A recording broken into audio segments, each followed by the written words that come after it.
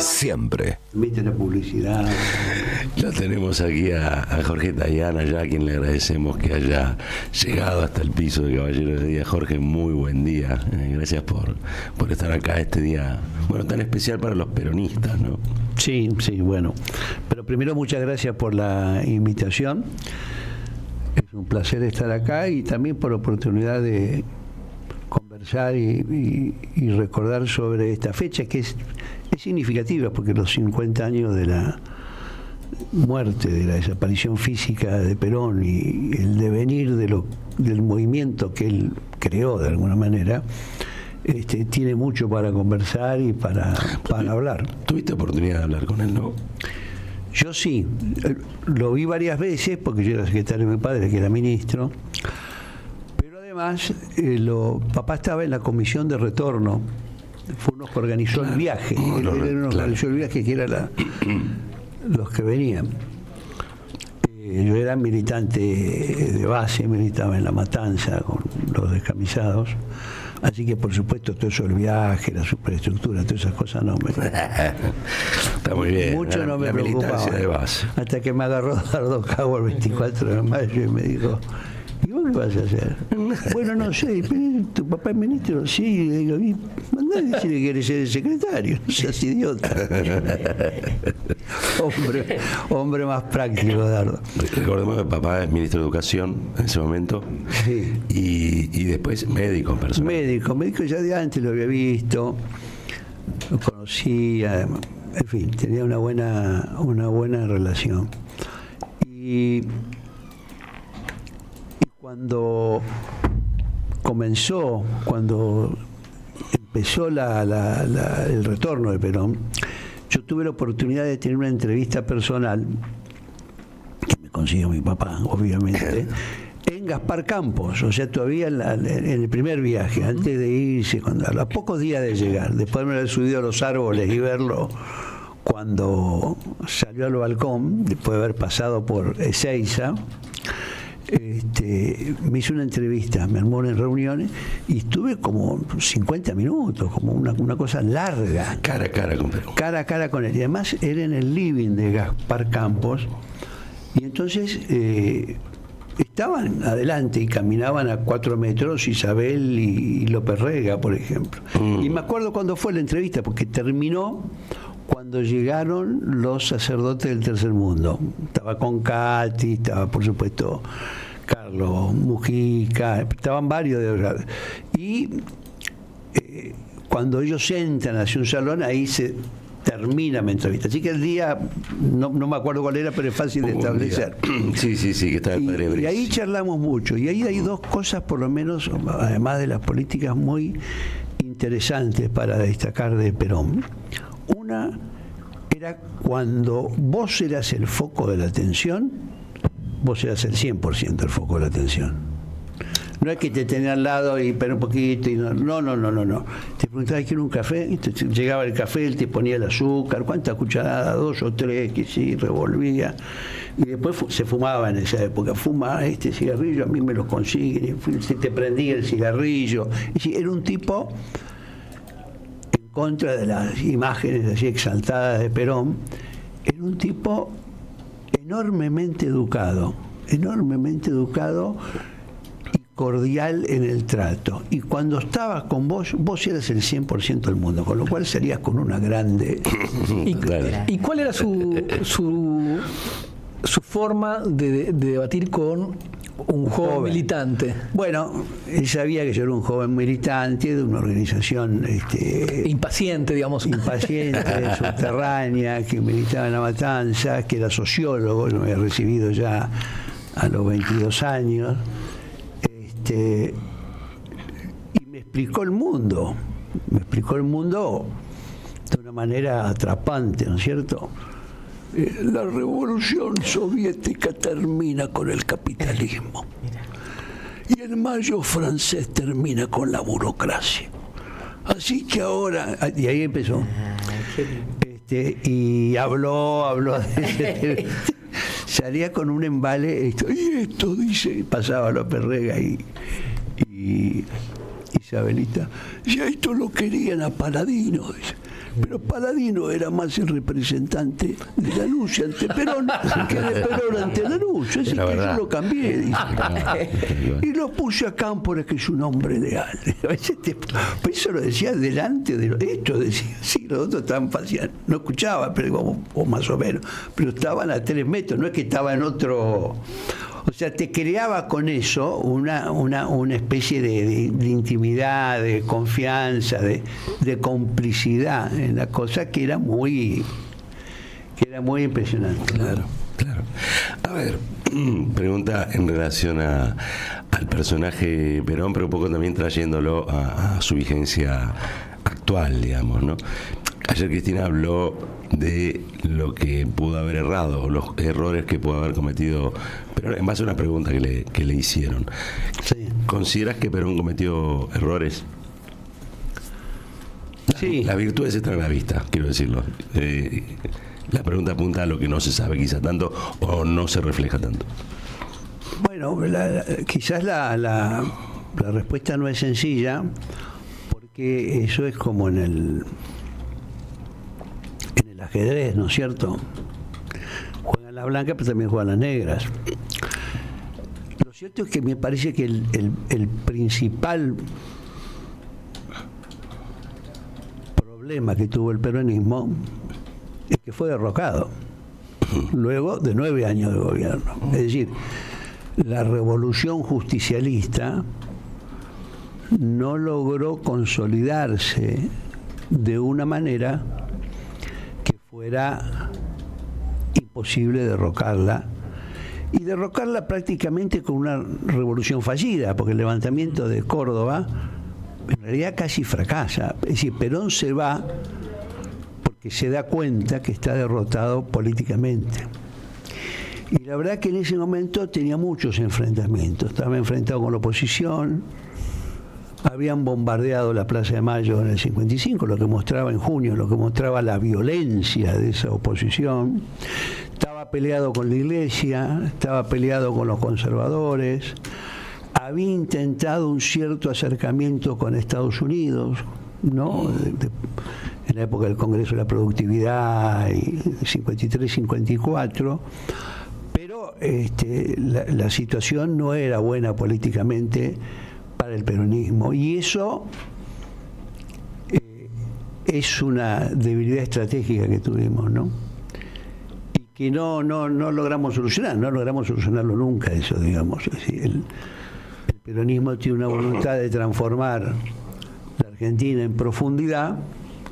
A veces hace intentos más fuertes, a veces hace intentos que son criticados por frágiles, débiles o muy limitados, pero lo cierto es que nunca hemos logrado consolidar una nueva relación de poder estable en la Argentina, en donde el papel de los trabajadores, de la industria nacional, del desarrollo nacional tenga un peso que ordene al resto de la fuerza política. Eso es la verdad.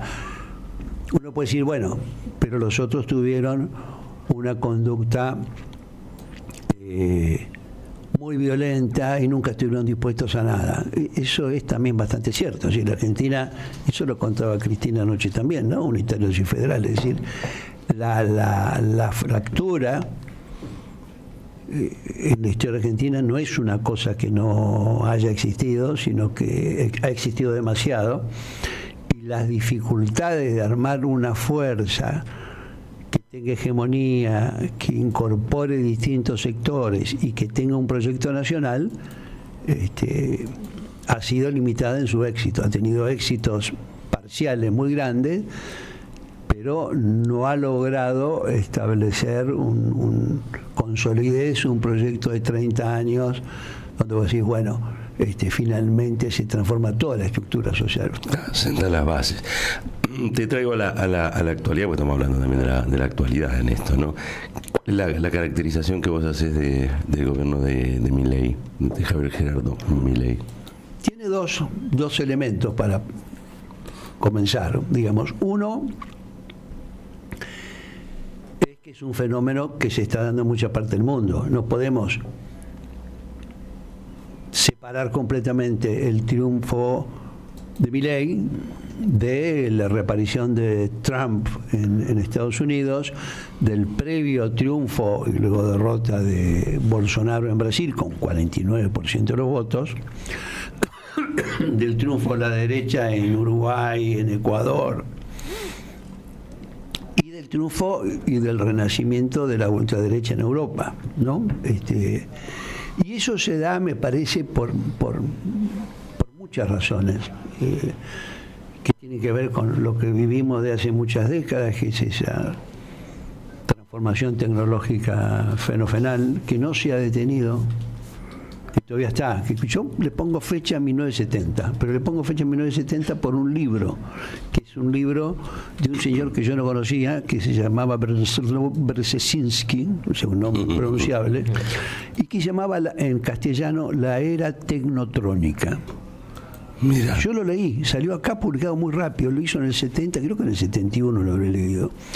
Y el tipo explicaba que se estaba viviendo una revolución tecnológica y que el resultado de esa revolución tecnológica iba a ser que iba a desaparecer la Unión Soviética, porque no iba a poder aguantar el salto tecnológico que estaban haciendo y lo que después se iba a transformar en la guerra de la estrella, de la galaxia. La guerra de la galaxia, sí. Yo cuando lo leí me pareció interesante,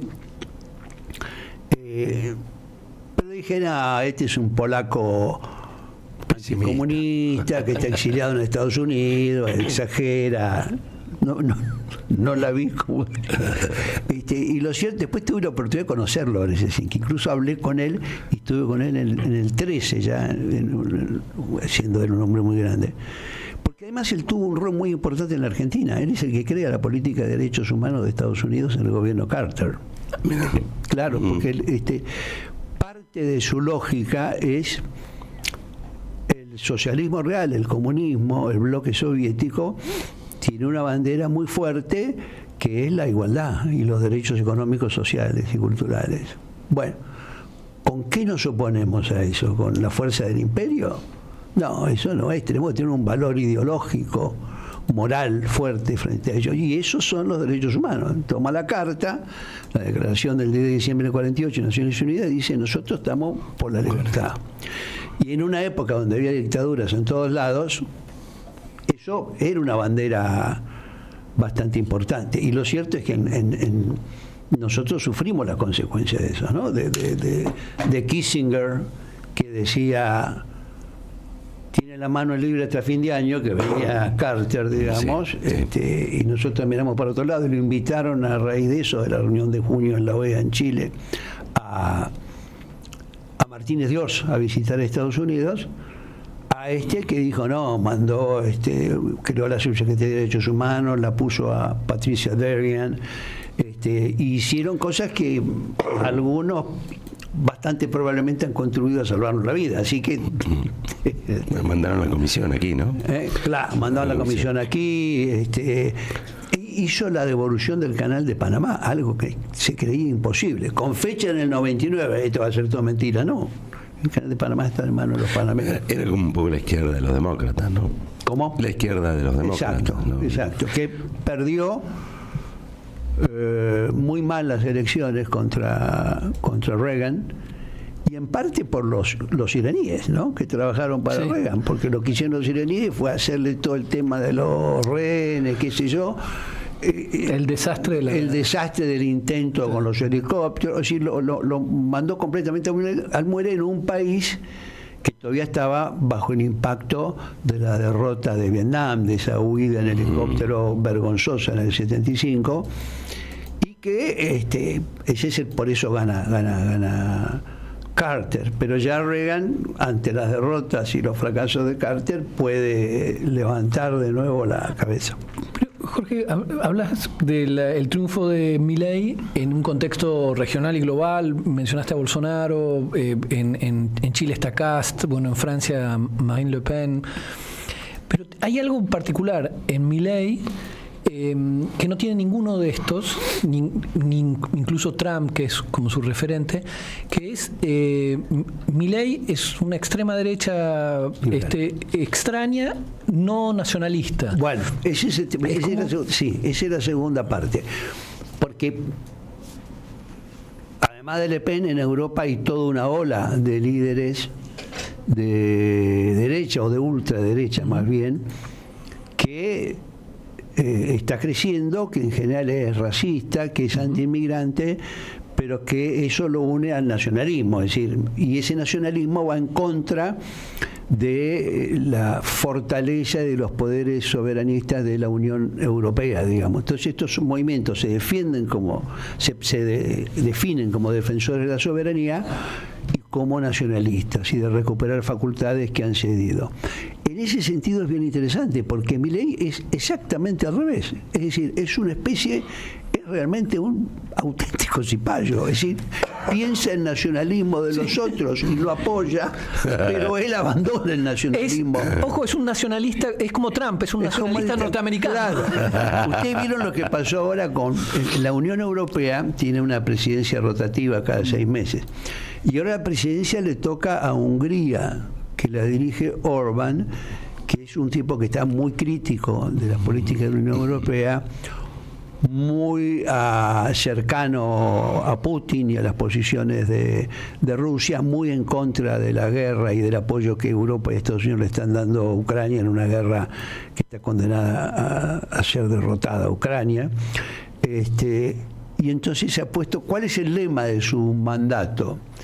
En vez de MAGA, que es Make America Great Again, puso MEGA, Make Europe Great Again. En los sombreritos le puso, para burlarse del otro. Pero sí, ese es un fenómeno curioso de Milei, que es un liberal, bueno, un anarco, dice él, ¿no? Y ahora acaba de echar 855 personas del Ministerio de las Mujeres, eso sucedió este fin de semana. Mientras tanto estamos hablando de lo que pasa en Corrientes y eso, pero digamos, o sea, él avanza en la destrucción del Estado, en su idea de que es el topo, y eso le da una originalidad grande. ¿De qué habla eso? Bueno, debe hablar de una ineficiencia del Estado, que los que hemos tenido responsabilidad de gobierno no hemos logrado superar, no hemos logrado hacer llegar a la gente en la medida que la gente lo esperaba, pero habla también de una élite argentina, en lo económico sobre todo, en lo financiero y en lo político, que realmente nunca ha tenido un sentido nacional, de Rivadavia y Bariloche. En el Yao Yao. Ahí quería ir, porque se votó la ley bases, se votó el RIGI, y eso realmente marca que políticamente hay un nivel de consenso alrededor de lo que, entre otras cosas, claro, tiene el capítulo más neocolonial de toda la ley, digamos. Sí, incluso lo de neocolonial, en el caso del RIGI, casi queda corto, porque la verdad es que el RIGI, más que neocolonial, es de una economía en clave, que es un poco peor. Lo neocolonial implica una organización de la sociedad que conquistás o dominás, crear cosas, hacer formas legislativas locales, ponés una autoridad, creas salud, armás algo como para que la muchachada se mantenga más o menos subordinada y quieta. Una economía en clave, no, una economía en clave. Y el RIGI tiene el concepto de la economía en clave. Es decir, ¿qué hay acá? Acá hay esto que es valor. Bueno, vos entrás con los que quieras, con los que puedas, con los que tengas, en máquinas, en cosas, ¿no? Llevate toda la guita y después que todo se vacíe te vas. ¿Y qué queda? No queda nada, porque no es la idea desarrollística, para ponerlo queda el agujero. Amplio. No es el peronismo. No, queda el agujero. Queda el agujero. Pero creo que lo que acaba de decir el amigo Caballero es esencial, es decir, el apoyo que tiene Milei, lo vimos en el Yao Yao, con el 0,1% más rico de la Argentina aplaudiéndolo. A rabiar. Creo que es un dato importante de la realidad. Sí. Y hay otro, no sé si ¿qué te parece esto? Que es ese 0,1%, como Milei nos ofrecen Alemania. No es que nos dicen vamos a hacer Nigeria, que es el proyecto del RIGI, el resultado, sino que nos ofrecen ser Alemania. Entonces hay como una especie de psicosis, decir, pero che, si le damos 40 años vamos a ser Francia, es decir, dentro de 40 años vamos a tener el Estado napoleónico francés y el primer paso es dinamitar el Estado pequeño que tenemos nosotros. Bueno, eso habla de la irresponsabilidad de las élites en la Argentina. Porque el problema de lo del Yao Yao no es solo que el 0,1% o el grupo de los empresarios que estaba ahí les pareció encantador que se destruya todo, lo que de alguna manera se construyó, comenzando por el radicalismo, que descubrió el petróleo y puso las bases de cierta industria, pero sobre todo la Argentina peronista, ¿no? Que estén chochos con que se lo destruya. Y eso es, son unos empresarios que nunca han mirado más allá de su propio interés personal de mediano o de corto plazo, ¿no? Sacamos la guita, hacemos una rica y chau. Sino que habla también de otros elementos, ¿no? Por eso es interesante ver cómo se mueven los medios de comunicación, referentes de la cultura, una serie de personalidades en las ciencias, en el pensamiento, en distintas áreas, en la política, que de una u otra manera o avalan o consienten más o menos pasivamente una realidad que es escandalosa. Es escandaloso que un presidente diga que él es un topo para destruir el Estado. Eso posiblemente sea un delito en la Argentina. Y los que debieran investigar si es un delito es el fiscal o un juez federal, sí, pero Jorge, que tomara las declaraciones y se preguntara, por lo menos hiciera una declaración por escrito el presidente. ¿Usted qué quiere decir cuando dice esto ante una periodista extranjera? Jorge, igual le votaron facultades delegadas al señor que quiere ser. Bueno, después también hicieron eso. El señor dijo, los voy a destruir, y le faltan facultades. Bueno, el caso del radicalismo me deja perplejo. Digamos, uno ya no espera nada del radicalismo y sin embargo logran defraudarte, ¿no? Que es como hay un don, hay un don. Hay una cosa. Pero estos tipos que en la misma frase te dicen que le dan las herramientas para hacer lo que quiere hacer el topo, y en la segunda parte de la frase dice, bueno, hace falta más Estado acá. Pero che, le estás dando armas al tipo que explícitamente dijo que viene a destruir, ojo, y viene a destruir el Estado, y por otro lado reivindica Roca, es decir, es como el que es un constructor de Estado. Es como una cosa muy rara. Es medio esquizoide todo. Es medio, sí. En el caso de algunos partidos, el radicalismo, por ejemplo, o buena parte del radicalismo, mayoritario en las cámaras por lo menos, creo que es hipocresía, ¿no? O sea, uno mantiene un discurso, dice una cosa y hace otro. Eso es. Me parece que tiene mucho ese fundamento. Pero la otra parte que tiene eso es la convicción de la derrota. Es decir, que el proyecto nacional ha sido derrotado y que ahora vienen 30 o 40 años de gobiernos de las clases o de los grupos dominantes acá y en el mundo, y que bueno, ya está. Es decir, cuando uno mira, si uno mira para atrás, ya que tanto hablan ellos de los 100 años, si uno mira cómo tantas fuerzas federales, primero un poco después de Casero, después de la caída de Rosas, pero sobre todo ya cuando Urquiza abandona en Pavón y todo eso, se van paulatinamente sumando subordinadamente a lo que va a ser el PAN, el Partido Autonomista Nacional, que lo arma Roca y que logra conciliar los intereses financieros comerciales porteños con algunos intereses dominantes, el azúcar de Tucumán, el vino en Mendoza, un poco los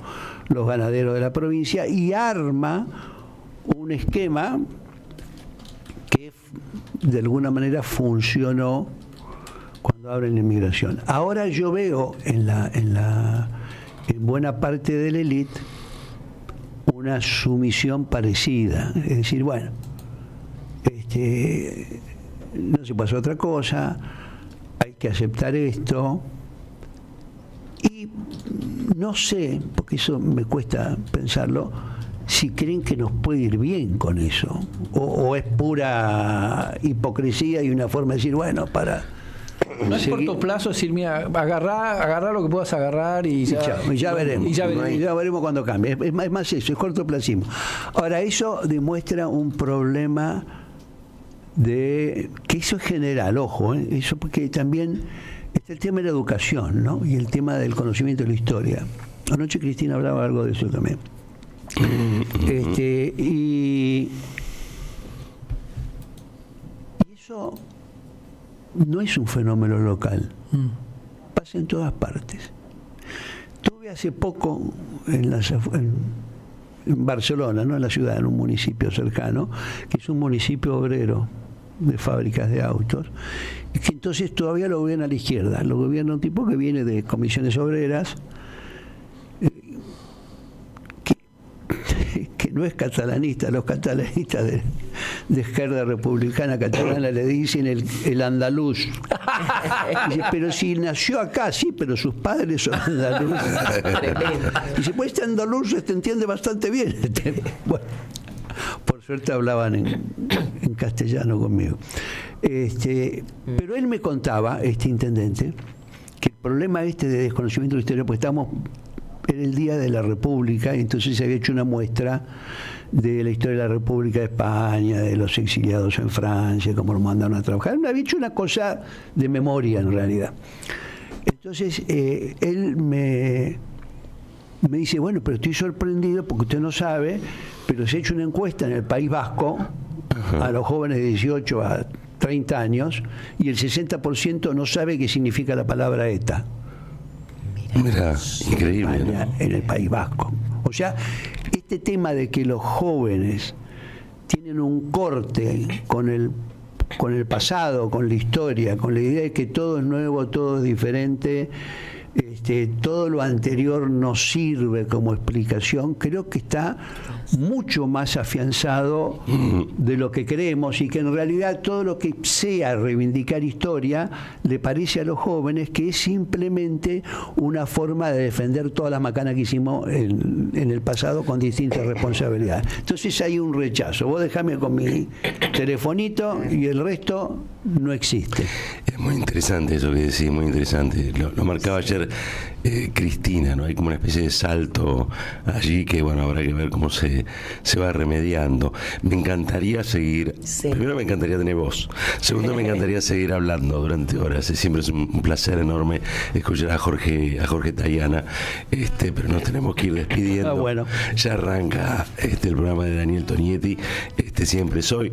Sigan con la programación de la 530. Desde ya vamos a tratar de armar nuevamente